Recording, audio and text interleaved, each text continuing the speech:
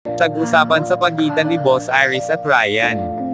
Boss Aris, napansin ko na nilalagyan mo ng palawit na bote ang mga halamang upo dito sa ating taniman.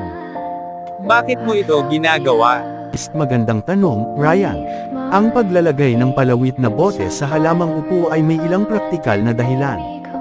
Halimbawa, ginagamit natin ang bote upang gabayan ang paglago ng upo sa tamang direksyon. Parang nagbibigay ito ng direksyon sa halaman.